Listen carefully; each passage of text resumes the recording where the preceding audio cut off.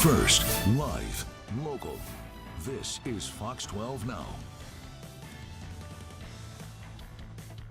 And hello, everyone. Welcome back to Fox 12 Now as we're giving you updates here throughout the day. That is a live shot of downtown Portland covered in, well, snow and ice and everything in between, I believe, right down there. We're going to be talking about that and giving you some updates on power outages, TriMet, a lot of things that are happening. So we'll get those to you here during this segment. But we also have, of course, our reporters out live covering this, out in the elements, going around and bringing all of this news and information to you. And that includes Drew Marine, who is out right now.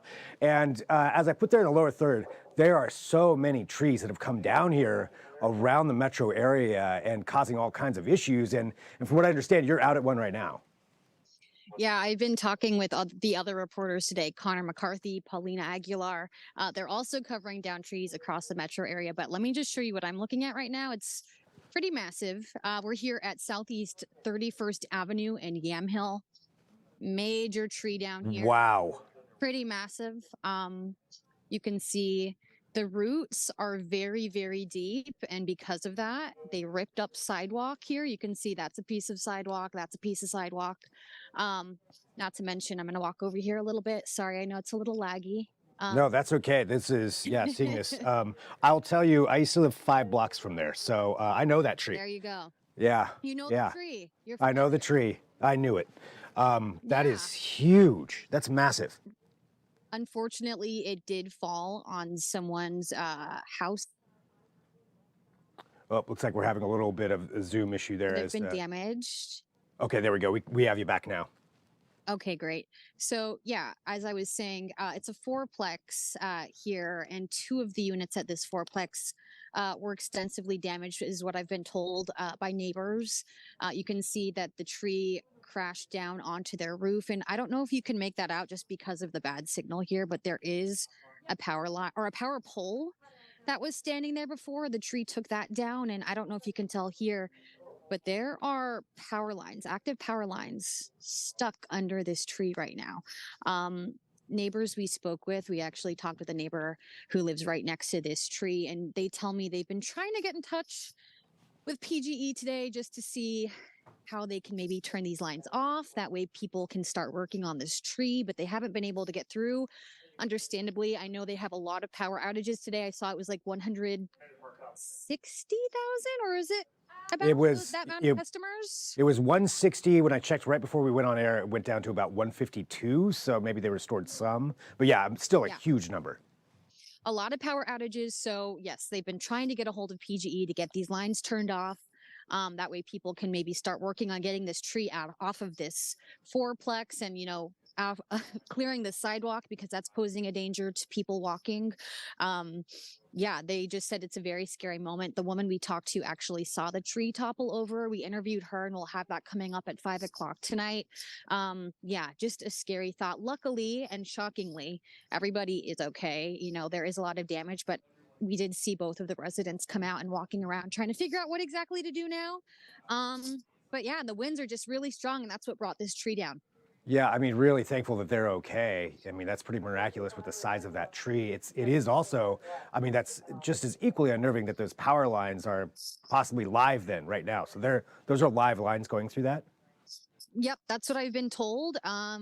Definitely going to be keeping my distance here as, the winds continue. You don't know what could happen. A couple of them are somewhat curving in, which doesn't look great, obviously, for people who live nearby. The neighbor, again, that we spoke with, who saw the tree topple over, says she's just going to go stay at her boyfriend's house because they want to play it safe. They don't want to be around. God forbid the power does go out, or worse. Yeah. So yeah, they're definitely taking the precautions necessary after something like this happens. They just said they're going to hunker down and, be somewhere safe. Yeah, which is the right thing to do. I mean, you've been out there now for quite a while, going around all over, reporting on this and getting things together. So what has it been like for you, just generally out on the roads? What's the experience been like so far? Yeah, well, I actually don't live too far from here myself. I live in Southeast, but yeah, the drive over into the station in Beaverton this morning was pretty scary. Yeah. Not necessarily because the roads were super icy, but with the snow seemingly dry, it's piling up. And when the wind picks up, that blows it all up in your face, and it's somewhat whiteout conditions, and that's what poses a danger on the roads right now. So yeah, again, I know we've been telling people, all week, if they can avoid being on the roads, they should, just because, you don't want to risk it. If you don't have to be out, don't try and be adventurous. Maybe if you want to walk outside, that's fine. Yeah. But yeah, you just want to avoid the roads if possible. And not to mention, I know that there are first responders and crews working, so got to keep the roads clear from them too. But yeah, we before here, we've been driving around. We do know that there was a identified suspected hypothermia death. So, very cold out here. It's been blustery winds all day long, and just really ice pellets hitting us in the face out here today. Well, thanks for all of your hard work and being out there. I mean, it is. It's important to say that too for everybody. Like, if you don't need to go out, yeah, stay home, stay off the roads, because this thing is going to be going for a while as well. And we have more weather updates at kptv.com. But just reporting on what's going on out there, appreciate that, Drew, and being out there. No And as you problem. mentioned, so at 5 o'clock, that's when your interviews and that will be running on the show. Yes, exactly. We talked with a neighbor who saw the tree topple over. We also talked with someone who lives at the fourplex, wasn't quite affected, but he said he rushed home as soon as he heard what happened and has been checking in on his neighbors like everybody else has been. Well, Drew, thank you very much. Stay warm, and appreciate you joining me here. Yeah, no problem. Thank you. Talk to you later. Okay, bye. All right, so there we go, Drew Marine. So this is Fox 12 Now. So we're bringing you these updates, able to talk to our reporters out there in the field and just give you the details as we get them. So I do have a few more details here. I just want to make sure that I get these out to you. So we mentioned PGE, Portland General Electric, and some of the power outages. There was at one point 160,000 people without power. Now that newest update was 152,796, so about 153,000. So it sounds like they restored something, but obviously a lot of people out there still without power, and we don't know where else that's going to go. As we can see all of these trees going down, that's certainly causing a huge issue there, and we don't know how long that will be. You can go to their website and get a little bit of information for your specific neighborhood, although most of it's not going to give you too many details as far as when power will get back on, but that is something that you can take a look at, and I believe we'll be talking about that during our 5 o'clock news as well. A couple other updates, so just to get these to you. Earlier, we were talking to Paulina Aguilar, who Drew mentioned is also out there. She was out at PDX, and there are a number of flights that have been canceled or delayed at minimum. So it's highly recommended that if you do have a flight and you were trying to get to PDX, to definitely check that ahead of time and make sure that your flight is still actually happening. So make sure that you check that before you head out and make that trek there. A couple other things of note.